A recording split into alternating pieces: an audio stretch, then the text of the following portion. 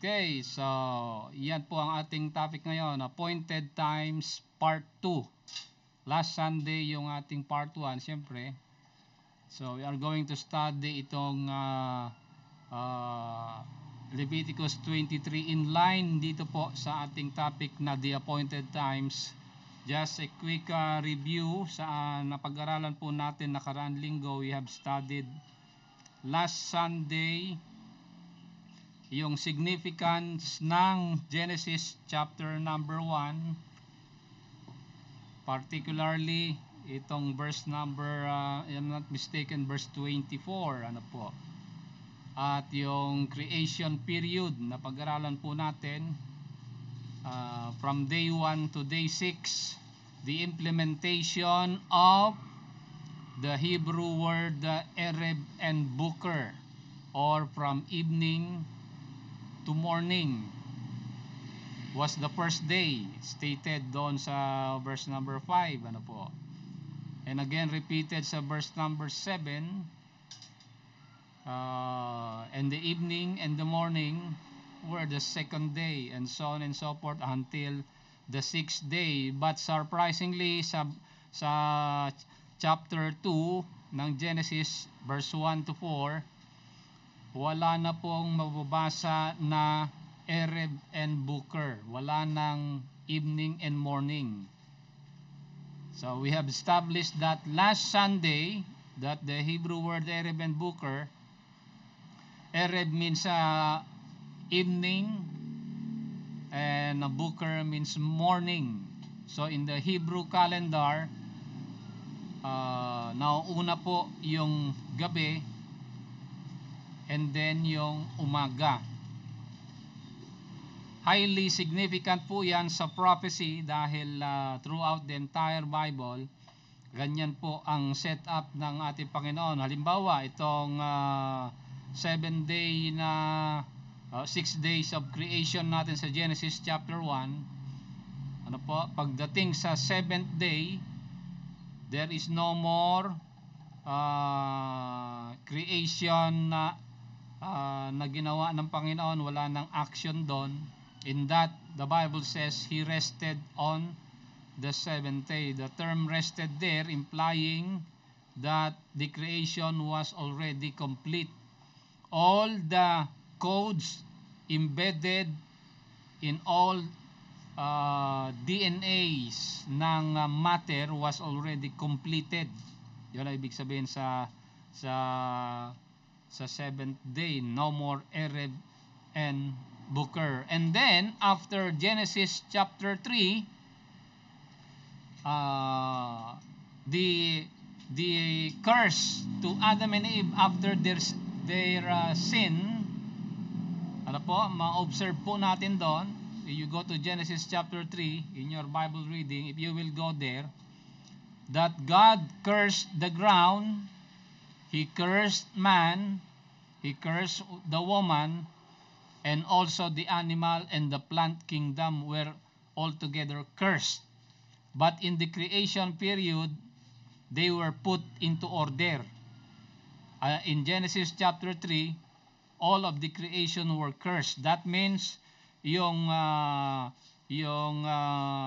entropy was observed dito po sa Genesis chapter 3. Everything starts to go down. There is no more order and symmetry. All are going down to decay. Kaya nga yung ultimate curse sa kay Adam and Eve, the Lord says, you will die.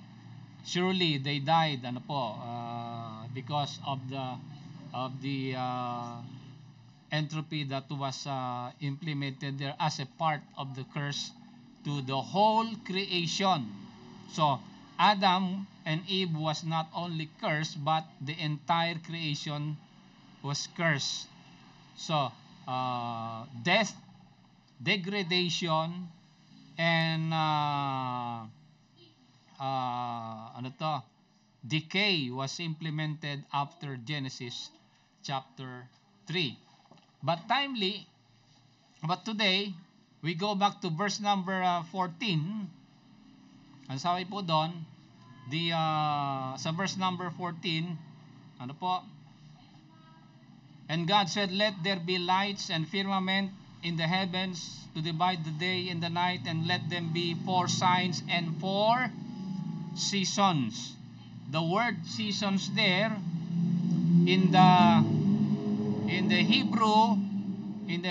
Hebrew word, it is if I'm not mistaken, hamoyadin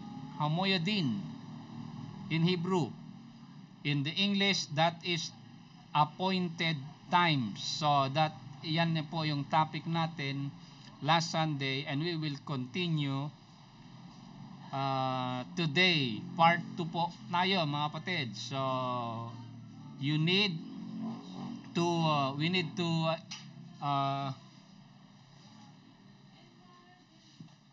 to have a complete view dito po sa sinasabi ng Panginoon po dito sa Genesis chapter 1, ano po. So part 2 po tayo, the appointed times, part number 2. Sa part 2 po natin in our study sa part 2, we will go back to kasi bago natin puntahan itong mga verses po dito, we go back first dito po sa statement ng Panginoon dito po sa the book of Matthew 24. Ano po? If you go back to Matthew 24, ganito po sinasabi ng Panginoon, kasi mahalaga itong statement na ito. Ano po? 24 verse number 34. Ito in relation to the second coming of the Lord. Ano po? Ang sabi ng Panginoon po dito, pansinin niyo po, ano po? Verse 34. Sana ba yung verse 34? Ayan. Verily I say unto you, this generation shall not pass till all these things be fulfilled. Ano po? So ayan, ano po? A quick overview of the creation, the entire creation na binigay ng Panginoon dito sa Matthew 24, verse numbers 34, in relation to His second coming. So makita po natin, ano po? Ang unang tanong dyan, anong generation ito? Anong generation na binabanggit ng Panginoon nito? In relation sa sinabi niyang till all these things be fulfilled. Okay, so meron na po tayong separate study po yan sa subject ng rapture. You can go to our Theonomy channel and observe at panoorin niyo po yung ating video patungkol po dyan. But anyway, itong verse number 34 na binabanggit dyan na anong generation po ito, yan ang papag-aralan natin ngayong umaga in relation doon po sa sinabi ng Panginoon sa Genesis 1:24 na hamoyadin or the appointed times. So throughout the history of man, all events in the scripture are already laid down, and they have a specific time period, or they were appointed. Kailan mangyayari yung dapat mangyari. Okay? So, yan ang sinabi ng Panginoon sa text natin no nakaraang linggo, na ang sabi doon, di ba, sa Isaiah 46, He declared the end of all things, specifically, okay, from the beginning, sabi niya. So, paano natin malaman yung end of all things from the beginning without knowing or having an idea of the perspective ng Panginoon, declaring everything outside of time. So, ganun ang gagawin natin ngayong umaga. We will observe itong mga bagay na nangyari throughout this generation, in all generations,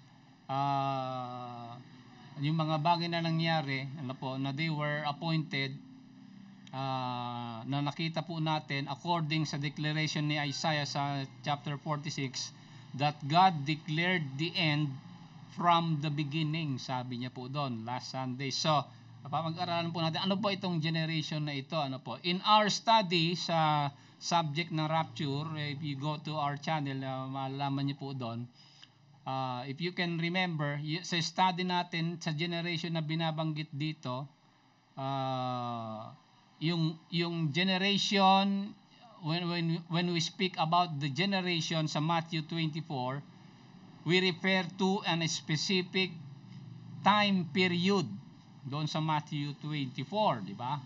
Kasi by context dito, ang pinapag-usapan sa Matthew 24, ay tatlong katanungan ng mga disciples diyan. When shall these things be? Sabi sa early verses.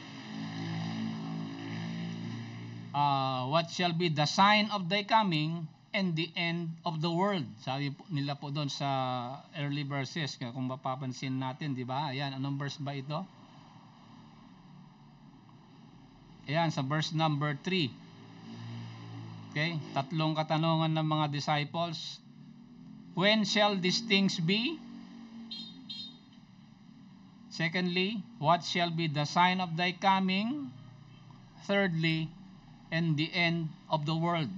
Sabi po dyan, So, anong generation na binabanggit ng Panginoon dito? Lahat ito mangyayari, sabi ng Panginoon dyan, di ba? Lahat ito mangyayari bago lumipas itong generation na binabanggit niya sa verse number saan na ba yun? 34. Ayan, di ba? 34 na ba yan? 34. Okay, so we have calculated sa mga naunang studies natin sa subject ng rapture na itong generation na to speaks of a certain time period. So we have no time to go back and to review, pero this morning we are going to study this on a different angle, on a wider perspective. Kumbaga, yung pag-aral natin po sa rapture, studying the word generation was a reductionist study. Ngayong umaga, we will go to a wider study about the subject natin to na generation po dito. Kasi doon sa rapture subject natin, yung generation nito na napag-aralan natin, we have implied that one generation is 100 years. Some other Bible scholars employ na ang isang generation na binabanggit po dito sa Matthew 24 is 35 years.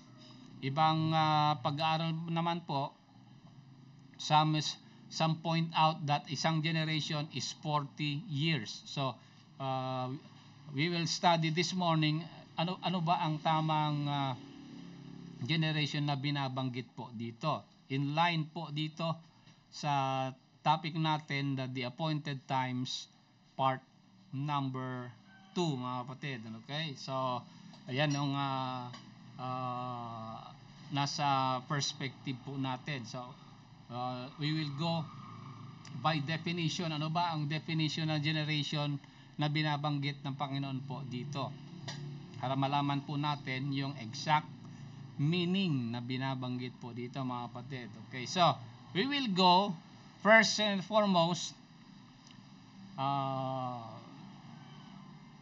dito po sa aklat ng Genesis. We go back to Genesis chapter 6. Okay, meron binabanggit po dito verse number 3. So, para meron tayong idea Saan na ba? Yan. Verse 3. Saan na ba verse 3? Okay. So, ito. Verse 3 ha. Sabi yan sa verse number 3. And the Lord said, My spirit shall not always strive with man, for that he is also flesh. Yet, his days, pansinin niyo po, ano po? His days shall be 120 years. Okay. So, yan, 100, binanggit yan, 120 years. Kanino po binabanggit ito? This is not given only sa mga tao sa kapanahunan dito sa Genesis chapter 6. Ano po? But the entirety of the human race, ano po? The entirety of the human race ay isinama ng Panginoon dito, particularly the entire spectrum of time. Ano po? Okay? Kasi binanggit po diyan, itong man is not only referring to a specific individual but the whole human race. So the whole human race, ang kanilang existence, sabi ng Panginoon dito, his days shall be 120 years. Okay? 120 years na binabanggit po dyan. Ano po? Now, if we go sa binabanggit po dyan sa Genesis 6 verse number 3 yung salitang years, 120 years. Ano po? Okay? Malalaman natin in Hebrew, itong English word na years is shana. Shana. Shana means a revolution of time. Pag sinabing a revolution of time, meron pong sequencing na nangyayari po dito sa lahat ng events at paulit-ulit na nangyayari hanggang sa sabihin natin end of the world. Okay? So, para magkaroon tayo ng idea kailan yung end of the world, we need to study itong sequencing of events insinuated sa Genesis chapter 6 verse number 3 na 120 years. That means 120 revolution of events. Ano po? So, yan yung pag-aralan ho natin. Ano po? When we talk about this generation and this revolution of events, malalaman po natin itong wag alisin sa kaisipan po natin yung years. This is not literal years, by the way. Ano po? Hindi po 360 days yan. In Hebrews, 360 lang sila. Ano po? Hindi po 360 days lang po yan. Ano po? Itong years na ito na siya na, it speaks of a 49 years of events. So isang event po dito, isang year po sa 120 is 49 years. Yan ay ibig sabihin ng siya na sa Genesis 6 verse number 3. So, kailan magtatapos ang end of the world? Kukumputin nyo yan. Ano po? Ikukumputin natin para malaman kailan.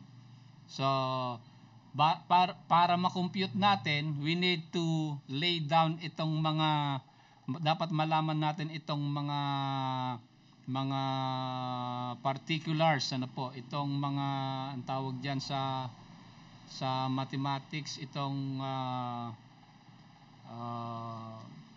para mag-come up na tayo sa equation, dapat i-assemble muna natin yung mga hindi formula tawag doon, variables. Okay? To come up with the formula, we need to learn and know all the variables implemented po dito. Ano po? Okay? So yan. Yan na pag-aralan natin sa ating part 2. The Lord willing, matapos natin kasi mahaba po ito. Abutin tayo hanggang part 10 siguro po dito sa the appointed times dito na binabanggit ng ating Panginoon, mga kapatid. So, ito po yung napag-aralan natin last Sunday, Genesis 1:14, yung English word na seasons. The Hebrew there was hamoyadin. It means appointed times. So lahat ng events throughout the history of man, they were already appointed by the Lord. Kaya yan ang ibig sabihin na God is in control. He is always on His throne. Ano po? He declared the end of all things in Genesis chapter 1. He declared the end from the beginning, sabi ni Prophet Isaiah sa Isaiah 46. Ano po? Okay. At yan po ay nakita natin last Sunday also in the creation week. Ano po? Yung first 6 days. Ano po? May mga appointed times po yon. Yung first day, ilang years na binanggit na napag-aralan natin. So they were appointed an exact day and night. Ano po? But on the 7th day, God completed, God rested. That means yan po yung pattern throughout the entire Bible. Ano po? Sa history ng tao, in plain language, pwede natin sabihin, God has appointed 6,000 years. At the end of 6,000 years, and then the seventh day, or the 7,000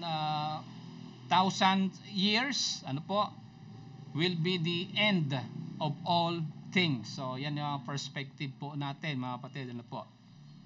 Now, dito, secondly, itong sabi na natin kanina, itong years na ito, that means siya na, a revolution of time, that is implying the totality of the whole human race. Paano natin nasabi yan?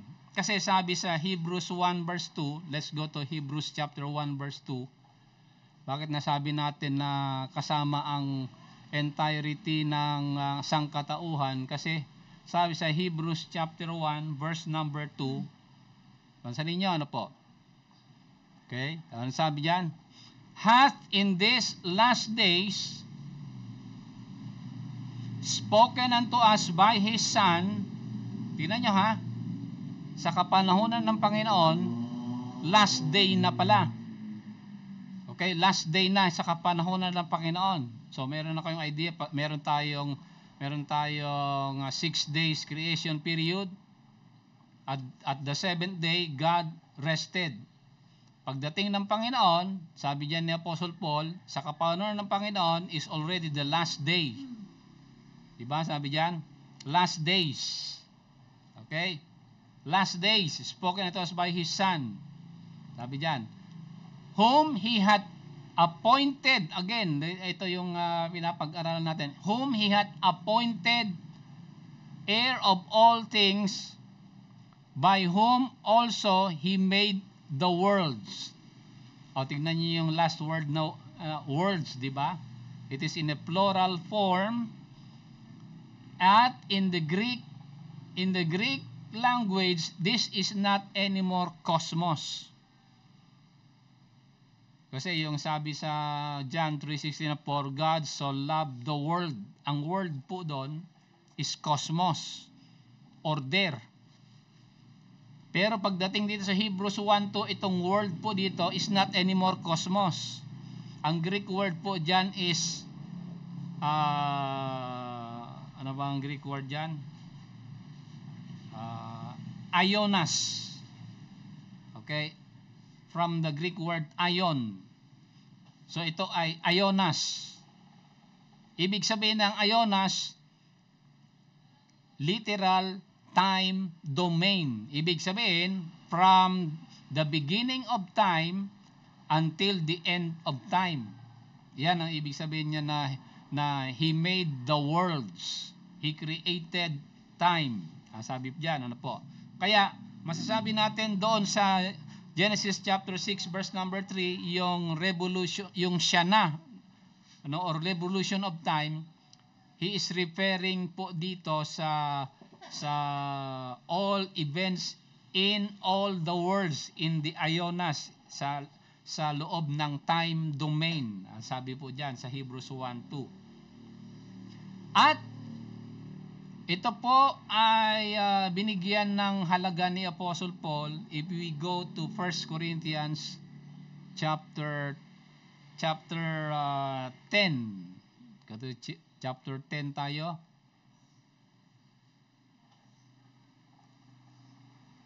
Verse number 11. Ito po sinasabi, ano po. Tingnan niyo po itong verse number 11, ano po. Verse number 11.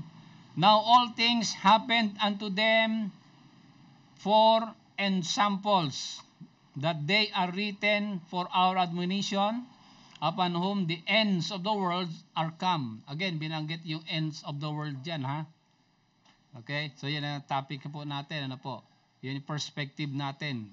We are studying the end from the beginning. Okay? Ngayon, anong kinalaman ng end of the world sa declaration ni Apostle Paul na sinabi, all things happened unto them for ensamples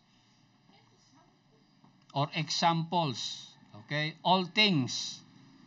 Ano yung all things na binabanggit dyan? Happened unto them for examples. That means itong mga events sa history, they are all repeated events. Ano po? Paulit-ulit yan na nangyayari. At sabi ko nga, ang lesson lang na natutunan natin sa history ay ang tao ay hindi natuto sa history. Yun lang lesson natin. Kasi paulit-ulit na nangyayari ito, hindi pa tayo natututo. Ano po? So, prophecy in the Bible, we can say, is a repeated pattern. Way back to Genesis chapter 1, ano po? He declared the end from the beginning. And so, with respect to these things na binabanggit sa verse number 11, ay you take the Greek word sa yung salitang example po dito. Yung English word na example po dyan sa 1 Corinthians 10 verse 11, the Greek word there is topos. Topos, it means in the English type. So lahat ng bagay na nangyayari from the beginning until the end are types of the end of the world. Sabi diyan, David ni Apostle, on whom the end of the worlds are come. So, we go back to Genesis chapter 6 verse number 3, yung Hebrew word na Shana or revolution of time is an explanation of a repeated events that was declared from Genesis chapter 1 verse number 14 about the Hamoyadin or the appointed times in the scriptures. Okay, so yan ang ating perspective natin ngayong umaga, mga kapatid. Ano po? Okay, so puntahan natin yung, sabi ko nga, yung definition of terms po dito sa pag pinag-usapan po natin yung generation sa Matthew 24. So, ang unang principles of interpretation of the Bible is we go to the original words of a particular subject para hindi tayo magkamali. Kasi iba ang definition ng salita sa English Bible kumpara sa original word. Ano po? Okay, so go back to Genesis chapter 2. Tignan nyo ha, sa Genesis chapter 2 verse number 4. Ano sabi sa Genesis 2 verse number 4? Basahin natin. Yan, binanggit yung sa unang pagkakataon yung salitang generation. Paano ginamit ito? These are the generations of the heavens and of the earth when they were created. In the day the Lord God made the earth and the heavens. So meron tayong clue dito. Ano ibig sabihin ng generation?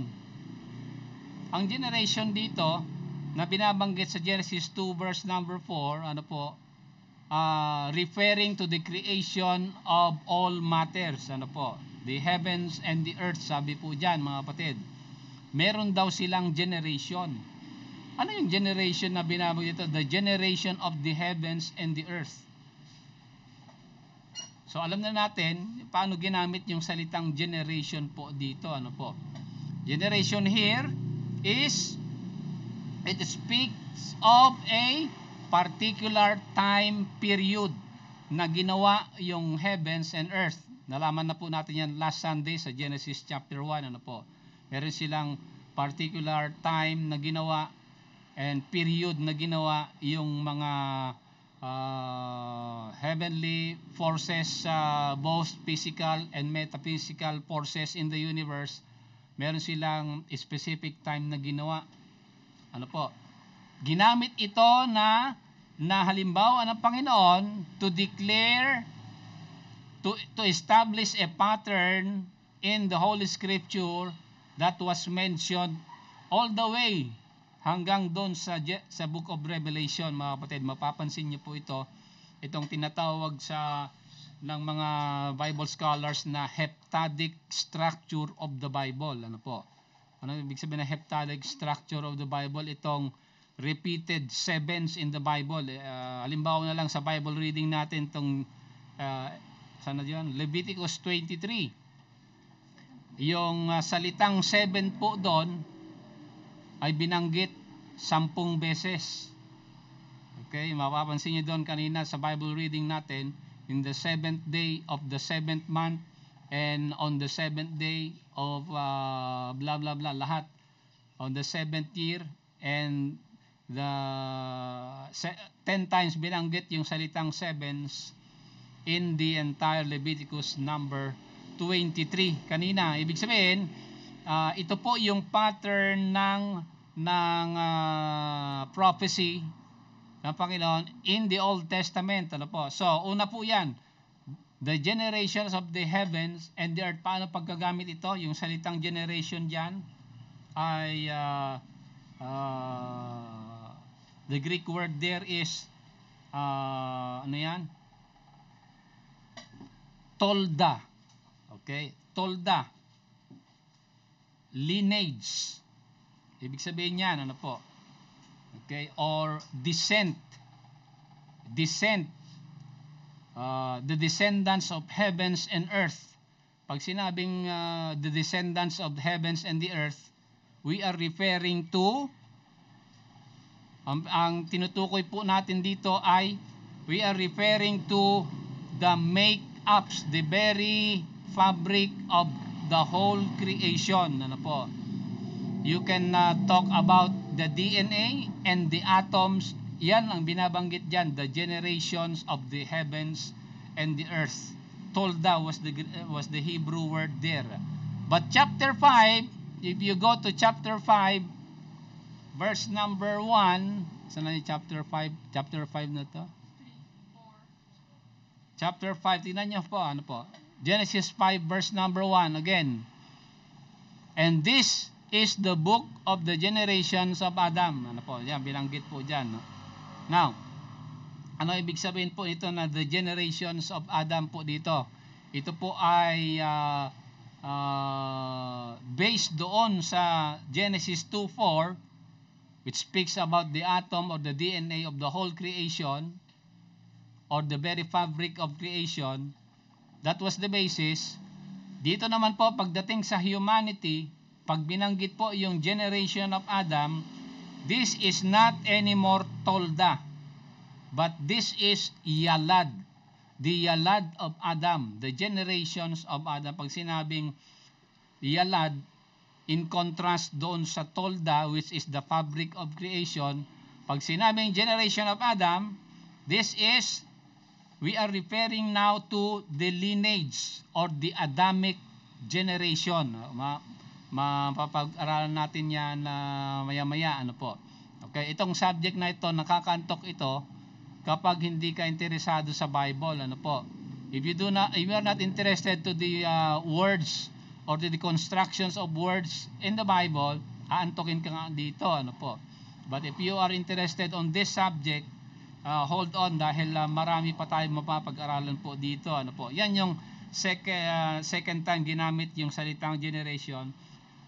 Binanggit to maraming beses in the Old Testament, but hindi natin pupuntahan lahat ng verses dahil meron silang pagkakapareho, marami silang pagkakapareho. Ito yung pagkakaiba nila. Generations of the heaven is tolda, the fabric of creation.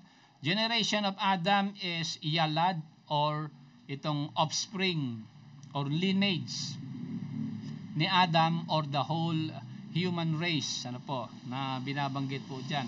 Chapter 6 verse number 9. Pagdating sa chapter 6 verse number 9, ganito binabanggit. Pagdating naman sa isang tao, now these are the generations of Noah. Okay? The generations of Noah. Dalawang beses binanggit yung generation dyan, huwag tayong magkamali. Noah was just and perfect in his generations, and Noah walked with God. Ano po? So yung unang generation dyan, unang English word na generation, Genesis 6 verse number 9, that is tolda. Okay? Referring back to the generation of heaven. That means the fabric of creation. Pag sinabing tolda po ito, ano po? Ito po naman yung pinaka-make up o entirety ng generation ni Noah. Pero yung second word na generation, na sabi diyan, and Noah was a just man and perfect in his generation. Pag sinabing perfect in his generation, yung second word na generation diyan is not anymore tolda, but dore. Okay, dore. Ano ibig sabihin ng dore? It means ito po yung binabanggit na in kahalintulad when the nation of Israel would offer a sacrifice. Unang-una, dapat yung sacrifice nila was perfect. Okay? In their generation. Ibig sabihin, yung generation ni Noah dito is without spot. In contrast sa mga ibang mga tao po dito, ano po na previous kay Noah, at saka sa kapanahunan niya, yung kanilang generation were spotted. Pero yung generation ni Noah was perfect in his generation. Ibig sabihin, yung generation niya hindi tainted sa mga poison ng mga Nephilim na napag-aralan na po natin yan. Ano po? Okay, so yan ang ibig sabihin niyan pagdating sa generation ni Noah. And these Greek words were repeated over and over again sa Exodus. Maraming beses yan sa Exodus, ano po?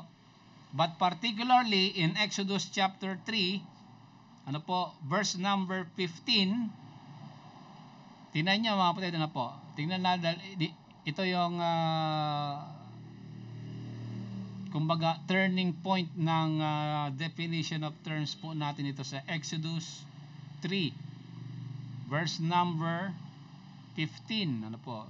Ang sabi sa verse 15?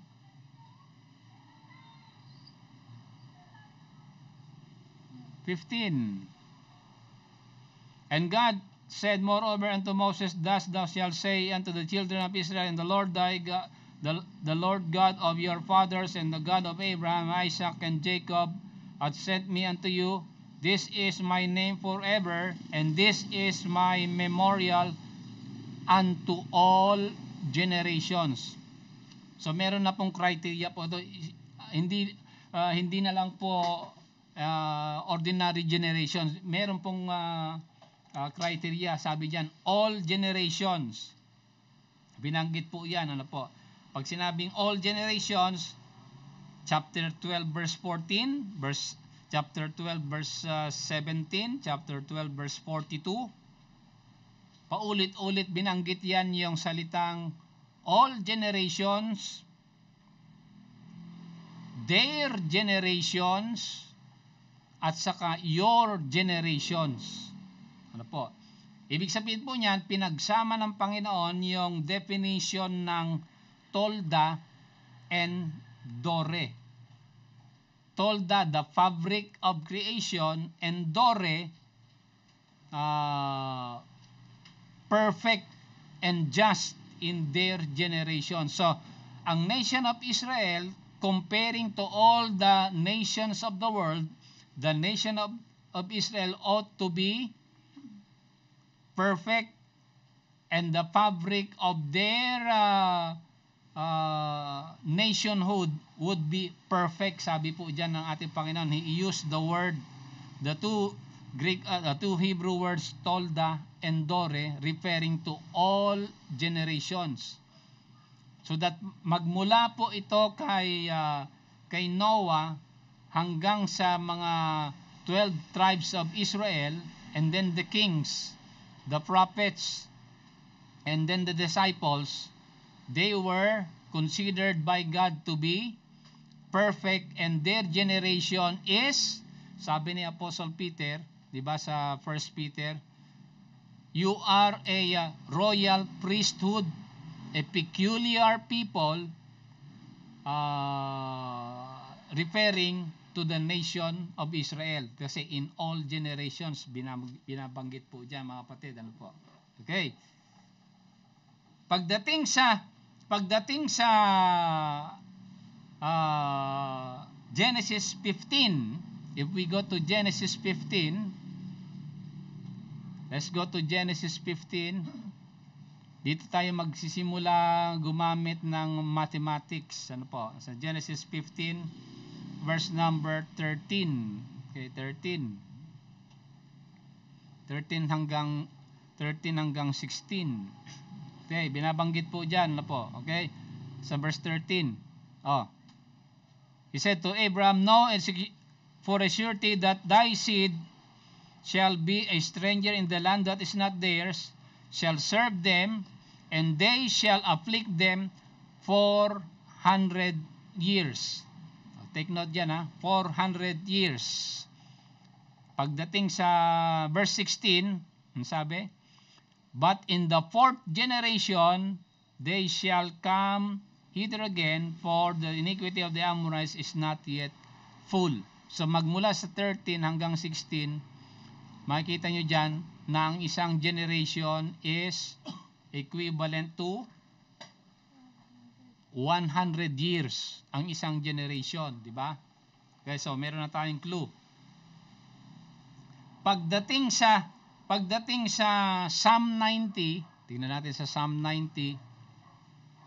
Okay, so Psalm 90. Tingnan natin, mga kapatid, ano po? Ito binabanggit sa Psalm 90 na ba ito? Lampas.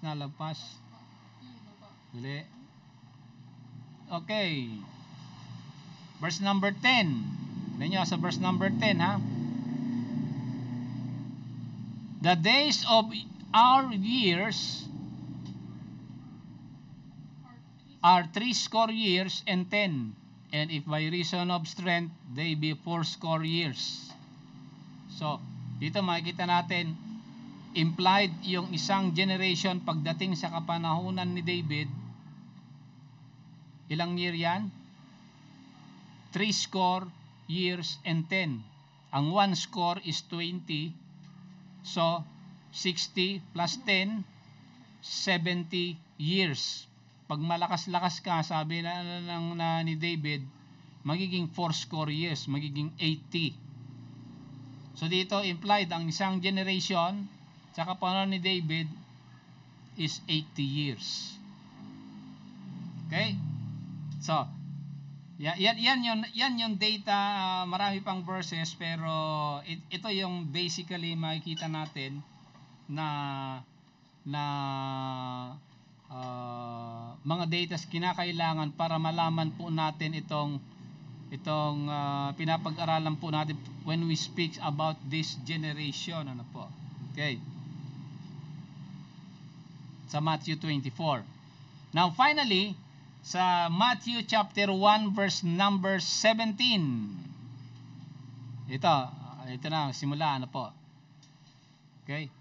So all the generations from Abraham to David are 14 generations, and from David until the carrying to Babylon are 14 generations, and from the carrying to Babylon unto the Lord Jesus Christ are 14 generations. Binabanggit po dyan. Ano po? So, ano makikita natin dito? Ano pag-aralan po natin dito? Na yung salitang generation sa entire Bible, ano po? Okay? Ay wala pong specific time period kung gaano kaiksi at kahaba. Una-una, dito po sa verse 17, binabanggit diyan 14 generations. Pero pagbalikan mo yung from Abraham to David, ano po? Ay yung haba ng kanilang edad ay hindi magkakapareho, iba-iba. Ano po?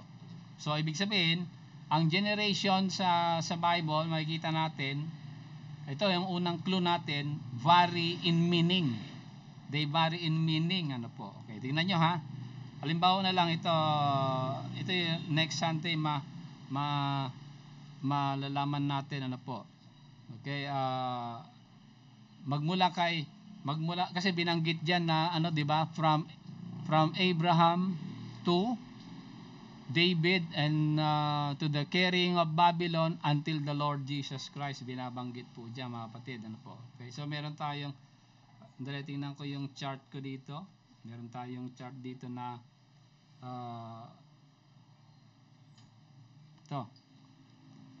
From Adam to the Lord Jesus Christ. Kasi itong Matthew 1:17 is from Abraham to the Lord Jesus Christ lamang. Ano po? Dito sa study na ginawa natin, from Adam to the Lord Jesus Christ, meron pong exact date na binabanggit ng mga Bible scholars. Ano po? Okay, so they vary in length or in definition pagdating sa generation. Halimbawa na lamang po, ano po, may isang Bible scholar ang sabi niya isang generation is 2,000 years or 1,000 years or less pagdating sa mga events in the scripture. Ano po? But somebody has calculated ito pong from Adam to the Lord Jesus Christ, from Adam to Abraham, that is, sabi niya, that is 1,948 years. From Abraham to David, that is 1,000 years. From David to Babylon, that is 400 years daw.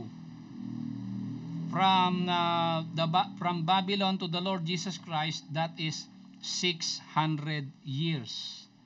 So in total, magmula kay Adam hanggang sa kapanahunan ng Panginoon, ang naubos nating panahon, ano po, sa generation or sa appointed times or sa Shana or sa revolution of time na naubos natin from Adam to the Lord Jesus Christ, that is 3,948 years. Okay? So, yan ay ano lang natin yan, papag-aralan pa natin maybe next Sunday. So, ano ang mapag-aralan natin ngayong umaga? Una, ang definition ng generation sa Bible, they vary in their length. Ano po? Okay? Una po yan, ano, nakita po natin yan sa generation sa Old Testament. Halimbawa, from Adam to Seth, that is 130 years old. Seth to Enos, 105. Enos to Canaan, 90 years. Canaan to Mahalalel, 70 years. Mahalalel to Jared, 65. Jared to Enoch, 162. Enoch to Methuselah, 65 years. Methuselah to Lamech, 187 years. Lamech to Noah, 182 years. So, hindi pare-pareho yung kanilang haba. Ano po? Okay? Hindi pare-pareho. Yan ang unang lesson na matunan natin ngayong umaga. The word generation vary in meaning. Ano po? Pangalawa, matutunan natin ngayong umaga, if we go to Exodus 20,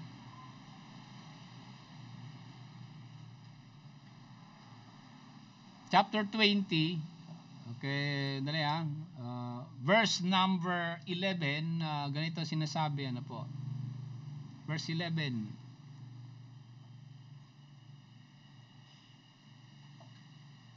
Tingnan nyo ha. Secondly, ito matutunan natin ngayong umaga. Una, nalaman natin na yung salitang generation vary in meaning, in length, ano po, hindi po exact ang kanilang haba. Okay.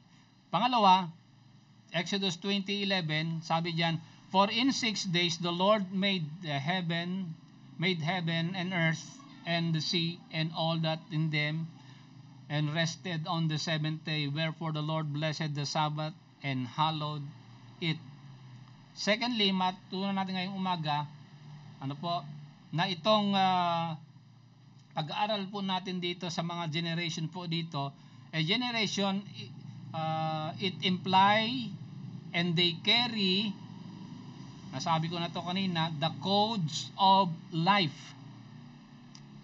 Okay? Kaya nga nung nagkasala sila Adam and Eve, hindi lang sila ang naapektuhan, pati po ang buong creation. Kaya sabi ni Apostle Paul tingnan niyo po ito ay recognized by the Apostle Paul sa Acts chapter 17,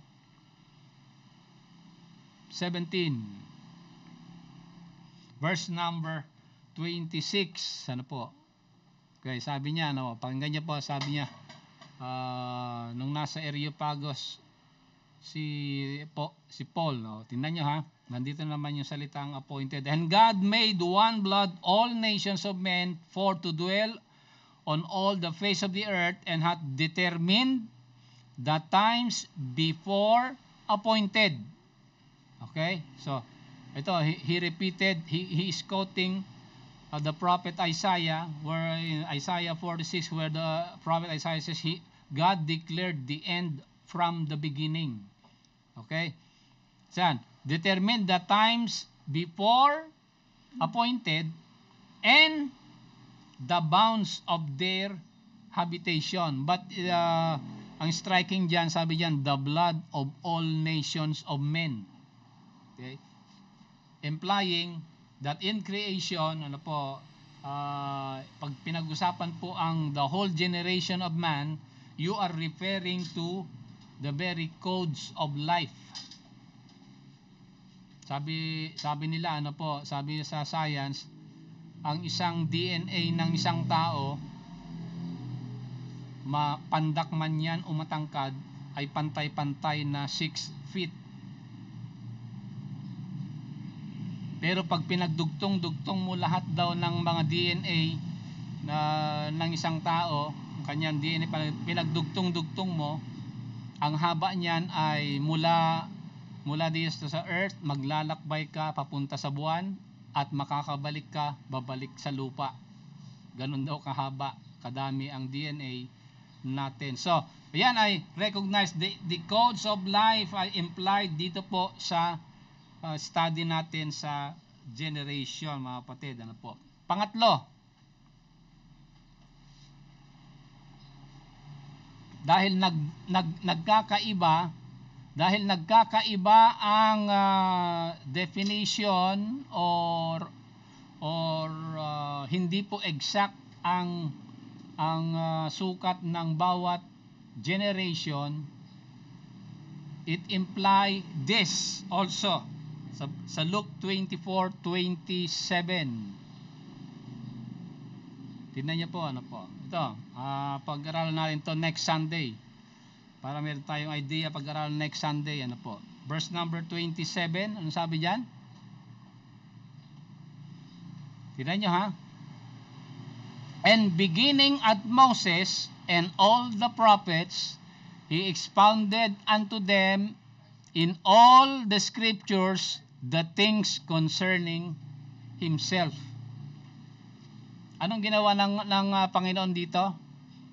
Kausap niya po yung dalawang disipulo na naglalakad, na lungkot dahil namatay ang Panginoon.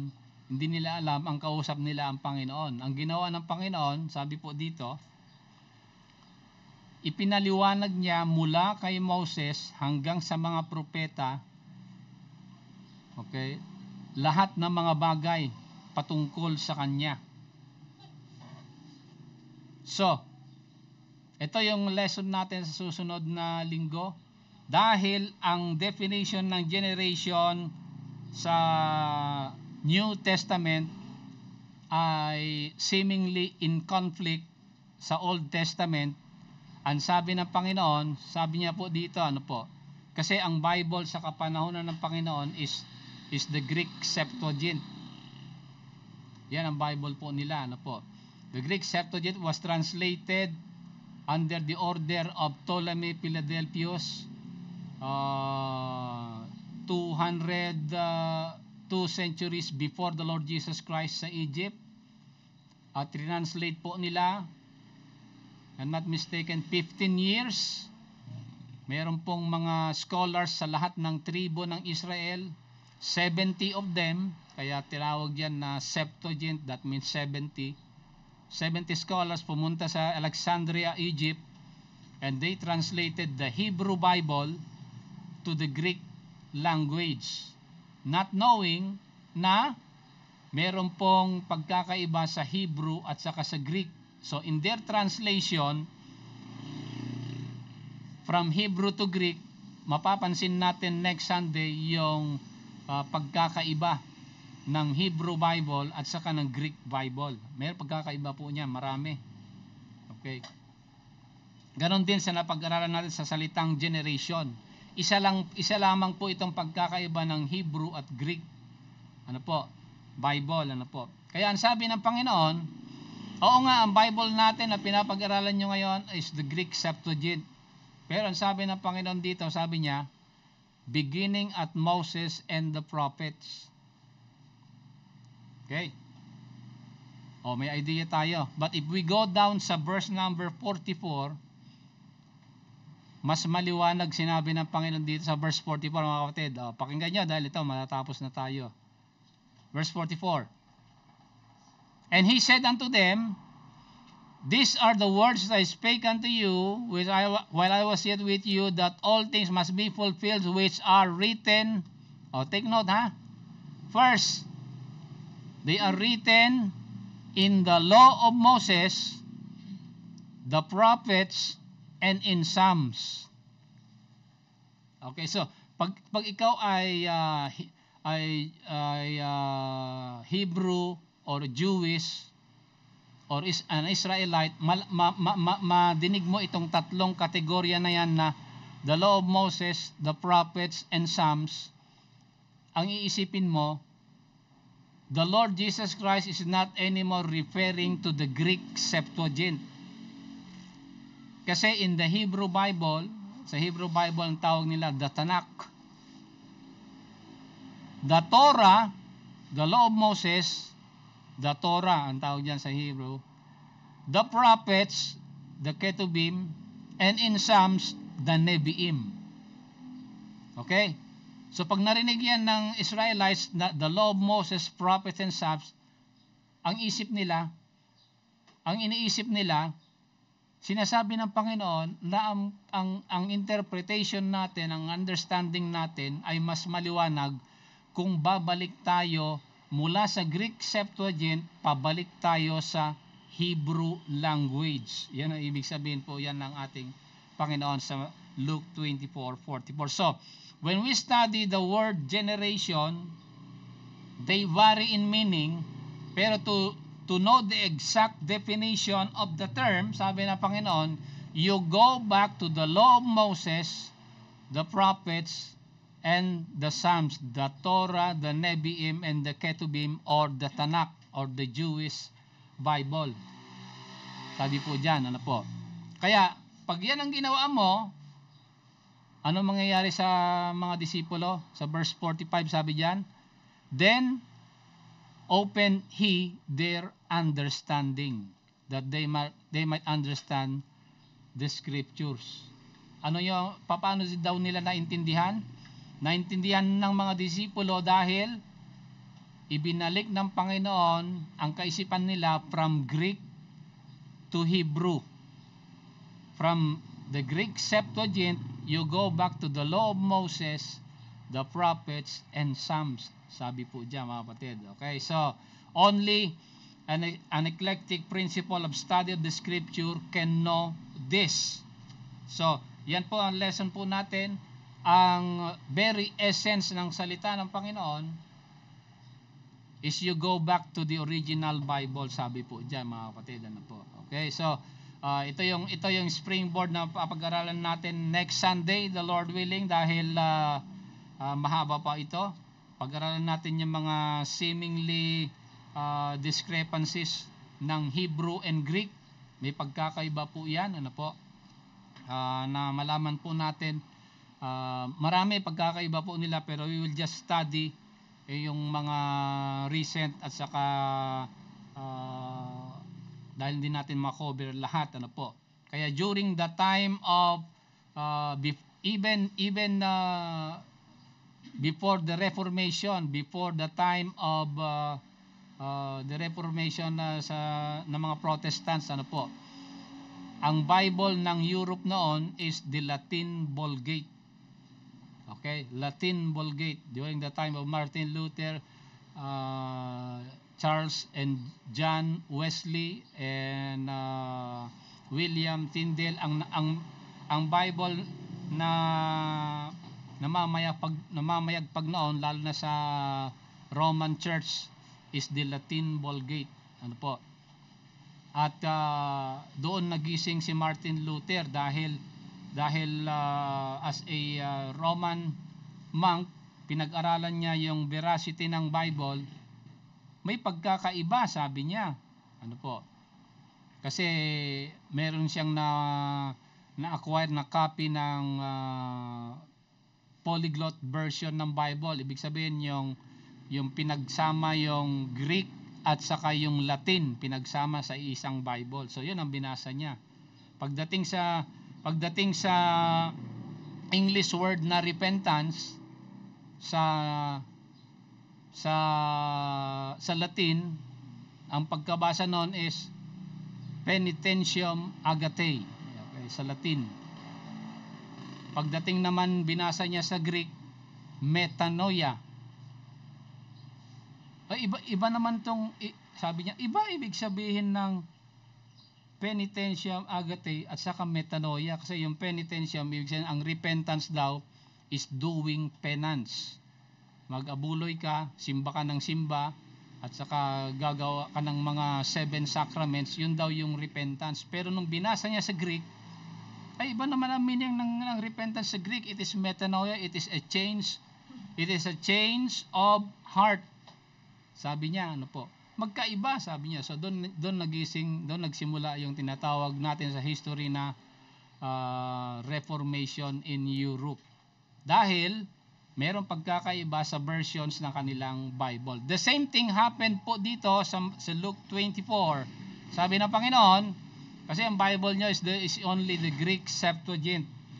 You go back to these three, to the original Bible, sabi niya, the Torah, the Nevi'im, and the Ketubim, the Law of Moses, the Prophets, and in Psalms. you go back there and know for sure you will understand the scripture. And sure enough, sabi diyan sa verse number 45, he opened their understanding that they might understand the scripture. So ganun po ginagawa po natin mga kapatid sa ating pag-aaral po natin sa kaluwalhatian ng Panginoon para malaman po natin yung exact message niya.